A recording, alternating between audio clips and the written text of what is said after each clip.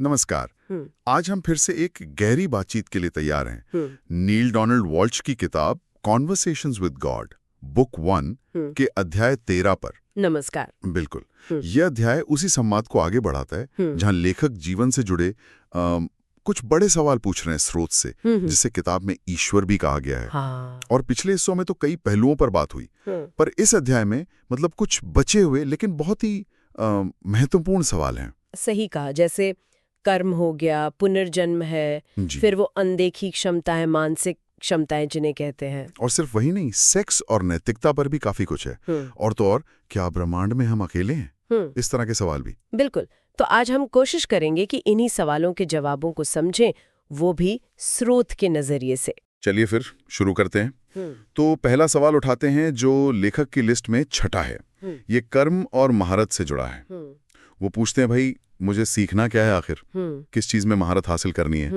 ये सवाल तो खैर मुझे लगता है कई लोग पूछते होंगे। हाँ, बहुत ही बुनियादी सवाल है। और यहाँ स्रोत का जवाब थोड़ा कह सकते हैं अलग है, मतलब जो पारंपरिक सोच है उससे हटकर। अच्छा, कैसे? किताब में जो स्रोत है वो इकाई वो कहती है कि कुछ नया सीखना नहीं है असल में, बल्कि सिर्फ याद करना है। याद करना? हाँ, ईश्वर को याद करना, अपने असली स्वरूप को याद करना। जैसे अंग्रेजी का शब्द है ना, रीमेंबर, मतलब बिखरे हुए हिस्सों को फिर से जोड़ना, अपने आप को फिर से पहचानना। दिलचस्प। यानी ज्ञान कहीं बाहर से नहीं आना, वो अंदर ही है, बस उसे पहचानना है। बिल्कुल। और महारत की बात पर स्रोत कहता है कि असली महारत किसी खास चीज में नहीं है, जैसे कोई कला या विज्ञान में। तो फिर किस में है? असली महारत है स्वयं महारत हासिल करने की कला में महारत पाना। ये थोड़ा समझाएंगी? मतलब महारत हासिल करने की कला मतलब प्रक्रिया पर ध्यान देना, वो जो लगातार सीखते रहने और विकसित होते रहने की क्षमता है ना, उसको ही असल महारत माना गया है। मंजिल पर पहुंचने से ज्यादा जरूरी है वो सफर, वो प्रक्रिया। अच्छा, तो एक तरह से सफर ही मंजिल बन जाता है। ये सोच तो काफी अलग है। हाँ। अब 7वां सवाल, ये हमें ले जाता है पुनर्जन्म, पिछले जन्मों और कर्म ऋण के विचार की तरफ। लेखक जानना चाहते हैं कि उनके कितने पिछले जन्म हुए हैं। हाँ, ये भी एक बहुत कॉमन सवाल होता है लोगों के मन में, और स्रोत यहाँ एक संख्या भी बताता है, 647 पिछले जन्म, जिससे ये वाला जन्म उनका 648वां बनता है। 648, काफी लंबा सफर। हाँ। पर संख्या से ज्यादा जरूरी बात यह है जो स्रोत आगे कहता है, वो ये कि लेखक उन जन्मों में लगभग सब कुछ रहे हैं। मतलब राजा, रानी, गुलाम, शिक्षक, छात्र, संत, पापी, योद्धा, शांतिदूत, पुरुष, महिला, सब। हाँ, बिल्कुल, हर तरह की भूमिका। यहाँ पॉइंट ये है कि आत्मा अपने विकास के लिए अनुभवों की एक बहुत बड़ी विविध रेंज से गुजरना चाहती है। और ये कर्म ऋण का क्या जो धारणा है कि पिछले जन्मों का हिसाब चुकाना पड़ता है, इस पर स्रोत का नजरिया बहुत साफ है। वो इस ऋण या कर्ज वाली बात को पूरी तरह से खारिज करता है। पूरी तरह से? मतलब कोई देनदारी नहीं। स्रोत के अनुसार कोई अनिवार्य भुगतान या बाध्यता जैसी चीज नहीं है। इसके बजाय वो कहते हैं कि कर्म कोई चुकाने वाला कर्ज नहीं है। तो फिर क्या है? ये आत्मा के विकास और बेहतर बनने की एक अंदरूनी इच्छा है। मतलब ये सजा नहीं, बल्कि एक अवसर है। हाँ, हमारे पिछले अनुभव और आगे बढ़ने की चाहत हमारे आज के चुनाव पर असर डाल सकते हैं, लेकिन आखिरकार ये हमारी अपनी मर्जी है, हमारी स्वतंत्र इच्छा है। अच्छा, तो मतलब हम किसी मजबूरी में कर्म नहीं भोग रहे, बल्कि चुन रहे हैं। एग्जैक्टली। हम चुनने की आजादी के साथ आगे बढ़ते हैं। ये डरने की बात नहीं, बल्कि विकास की एक प्रक्रिया है जो हमारी मर्जी से चलती है। क्या स्रोत पुनर्जन्म के होने का कोई सबूत भी देता है या बस कह देता है?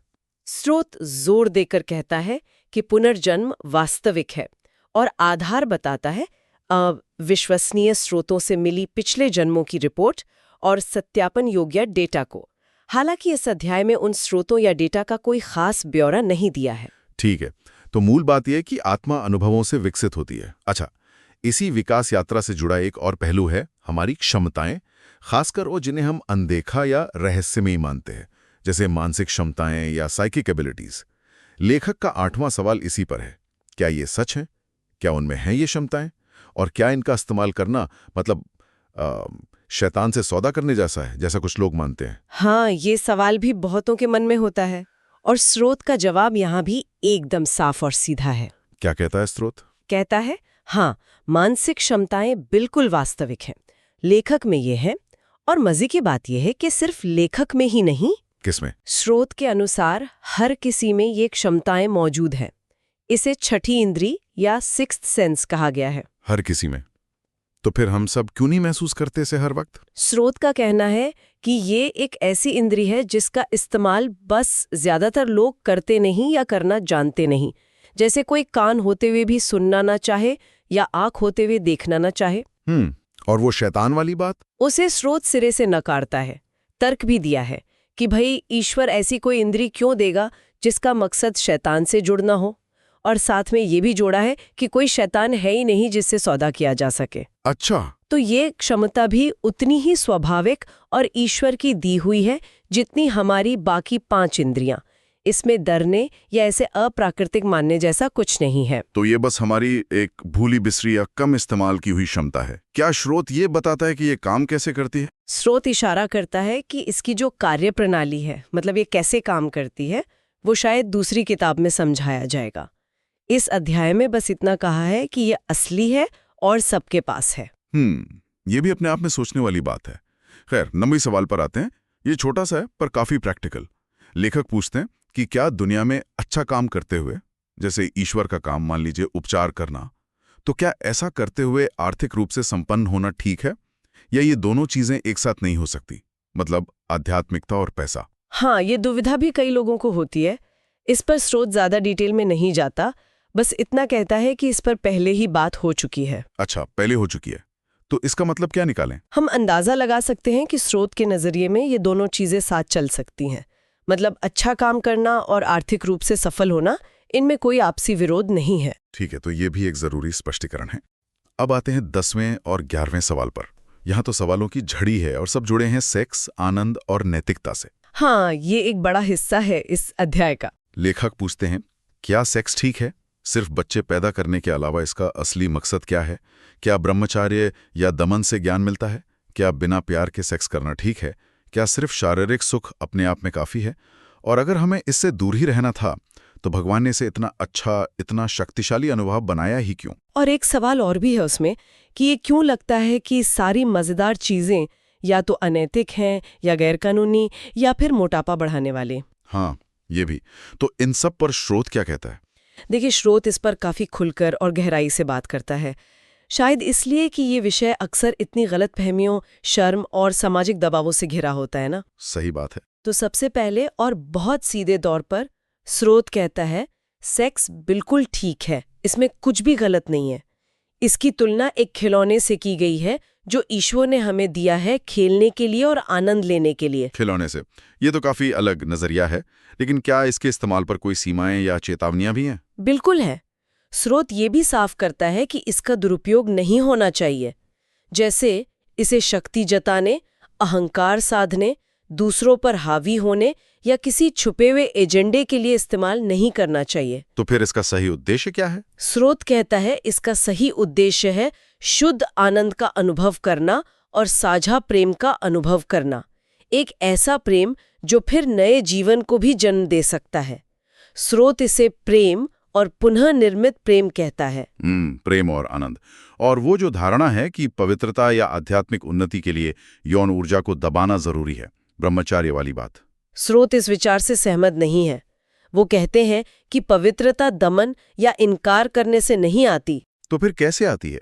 उनका कहना है कि जैसे जैसे कोई व्यक्ति जीवन की बड़ी सच्चाइयों को समझता है, उसकी इच्छाएं अपने आप बदल सकती हैं, स्वाभाविक रूप से। हो सकता है कुछ लोगों में यौन गतिविधि की इच्छा कम हो जाए या खत्म ही हो जाए, क्योंकि उन्हें आत्मा के स्तर के जो अनुभव हैं वो ज्यादा आनंददायक लगने लगे। लेकिन ये एक व्यक्तिगत चुनाव का मामला है, इस पर कोई सही गलत का ठप्पा नहीं लगाया जा सकता। और क्या सेक्स के लिए प्यार जैसा कोई कारण होना जरूरी है? क्या सिर्फ शारीरिक सुख काफी है? यहाँ स्रोत एक बहुत ही मौलिक बात कहता है। वो कहते हैं कि किसी भी अनुभव के लिए बाहरी कारण की जरूरत नहीं है, बल्कि व्यक्ति को खुद अनुभव का स्रोत या कारण बनना चाहिए। खुद कारण बनना चाहिए? ये कैसे? एक चक्र बताया गया है। हम अनुभव करते हैं, उस अनुभव से हम अपने बारे में एक अवधारणा बनाते हैं कि मैं कौन हूं। उस अवधारणा के आधार पर हम फिर कुछ रचते हैं, यानी कुछ करते हैं, और उस करने से हमें फिर नया अनुभव मिलता है। तो अगर कोई बिना प्रेम के सेक्स का अनुभव करना चाहता है, स्रोत कहता है करो। सच में हाँ, व्यक्ति तब तक ऐसा करेगा जब तक वो अपने बारे में अपनी अवधारणा नहीं बदल लेता। व्यवहार तभी बदलता है जब हमारी खुद की पहचान हु यू आर को लेकर हमारी समझ बदलती है। अच्छा, तो अनुभव खुद ही सिखा देता है एक तरह से। बिल्कुल। और वो जो मजेदार चीजों वाली बात थी कि सब कुछ या तो गलत है या सेहत के लिए खराब, हाँ हाँ, स्रोत उसे भी एक सीमित नजरिया बताता है। कहता है भाई सभी मजेदार चीजें अनैतिक, अवैध या मोटापा बढ़ाने वाली नहीं होती। मजा क्या है, ये इस पर निर्भर करता है कि आप खुद को क्या समझते हैं और इस जीवन में क्या करने आए हैं। जो एक के लिए मजेदार है, जरूरी नहीं दूसरे के लिए भी हो। स्रोत ने यह भी कहा कि सेक्स आनंद भी है और पवित्र भी। ये दोनों बातें एक साथ कैसे? समाज तो अक्सर इन्हें अलग अलग देखता है। हाँ, और यही स्रोत का एक बहुत महत्वपूर्ण पॉइंट है कि सेक्स आनंद है और ये पवित्र भी है। असल में स्रोत कहता है कि आनंद और पवित्रता अलग अलग हैं ही नहीं, वो एक ही चीज है। बस हमने, मतलब समाज ने हमें सिखा दिया है कि ये दोनों साथ नहीं चल सकते। ये तो बड़ी बात है। और इससे जुड़ी एक और गहरी बात है। स्रोत कहता है कि सेक्स के प्रति हमारा जो नजरिया है वो असल में जीवन के प्रति हमारे नजरिए का आईना है। जीवन के प्रति कैसे?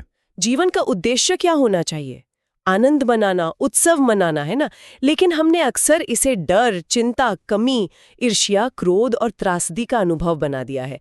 ठीक यही हमने सेक्स के साथ भी किया है।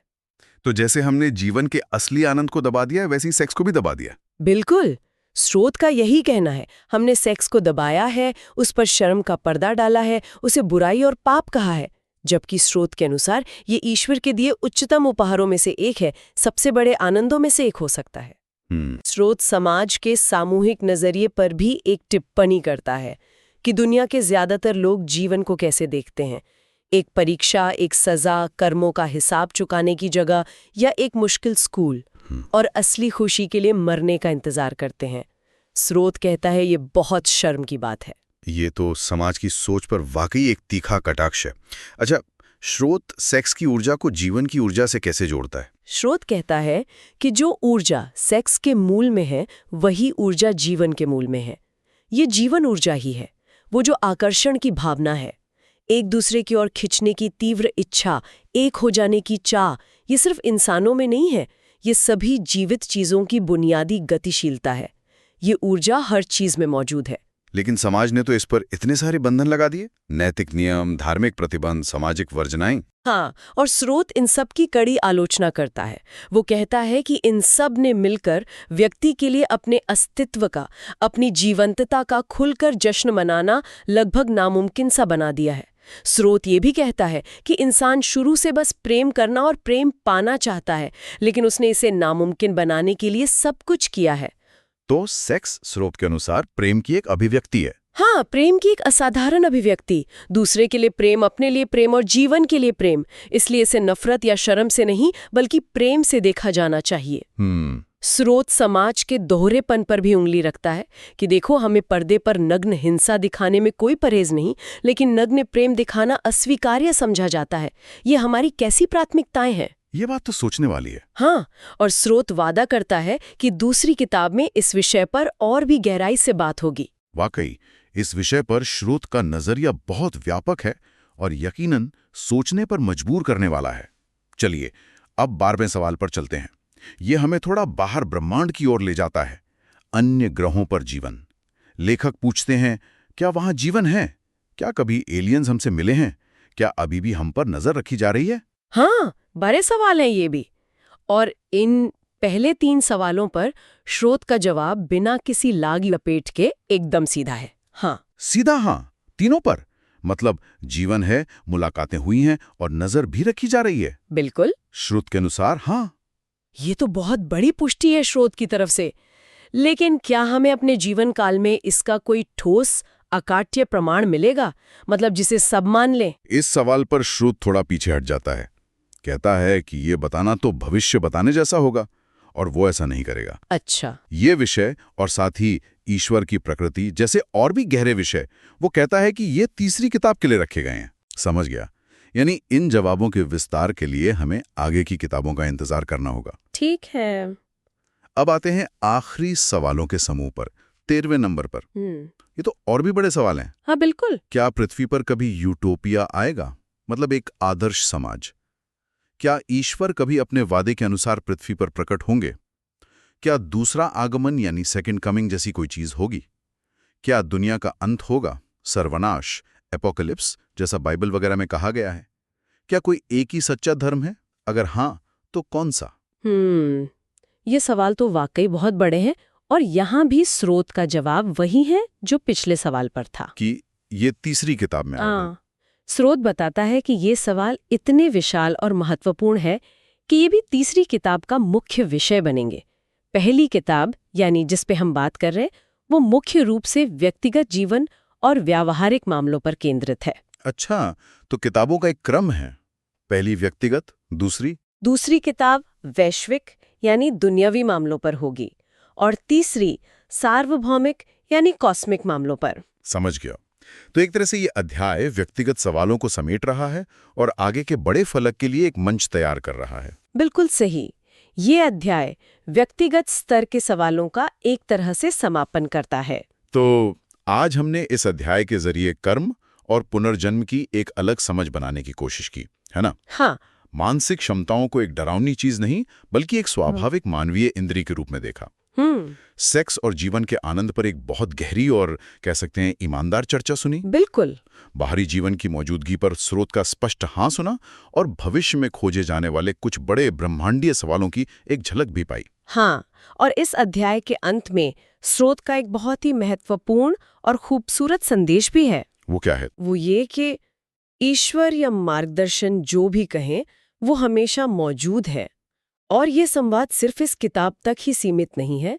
स्रोत हमें जवाबों के लिए अपने अंदर सुनने को प्रोत्साहित करता है। अंदर सुनने को मतलब कैसे? अपनी अंतरात्मा की आवाज में, अपने दिल की सच्ची भावनाओं में, अपने मन की शांति में, और साथ ही बाहर की दुनिया का निरीक्षण करने के लिए भी कहता है। बाहर कहाँ? जैसे छपे हुए लेखों में, दिए जा रहे भाषणों में, बन रही फिल्मों में, रचे जा रहे संगीत में, अपने प्रियजनों के शब्दों में, नए मिलने वाले दोस्तों के दिलों में। स्रोत कहता है हर जगह संकेत हैं। स्रोत ने इसे कुछ काव्यात्मक उदाहरणों से भी समझाया है शायद। हाँ, बहुत खूबसूरती से। जैसे वो कहता है, हवा की सरसराहट में सुनो, बहते नाले की फुसफुसाहट में, बादलों की गरज में, बारिश की रिमझिम में। ये सब ईश्वर की ही अभिव्यक्ति हैं, उसकी आवाज है। वाह। और अंत में एक आश्वासन दोहराया गया है, एक वादा, मैं तुम्हें कभी नहीं छोड़ूंगा, मुझे पुकारो, मैं वहीं मिलूंगा, सत्य के साथ, प्रकाश के साथ और प्रेम के साथ। ये एक तरह का दिलासा है कि मार्गदर्शन हमेशा उपलब्ध है, बस हमें सुनने और महसूस करने के लिए तैयार होना है। ये वाकई शक्तिशाली और उम्मीद भरा संदेश है इस अध्याय के आखिर में। तो आज की इस चर्चा को यहीं समाप्त करते हैं, लेकिन एक विचार छोड़ जाते हैं श्रोताओं के लिए जिस पर वो मनन कर सकते हैं। जरूर। अगर मानसिक क्षमता, जैसा कि स्रोत कहता है, वाकई एक छठी इंद्रिय है जो हम सब में मौजूद है, तो जरा सोचिए, अगर कोई इंसान सक्रिय रूप से उस इंद्रिय को जगाने या उसे सुनने की कोशिश करे, तो दुनिया को और शायद खुद को देखने का उसका नजरिया कितना बदल सकता है। ये सोचने लायक बात है। इस पर विचार कीजिएगा। अगली बार फिर मिलेंगे एक और गहरी चर्चा के साथ। धन्यवाद। धन्यवाद।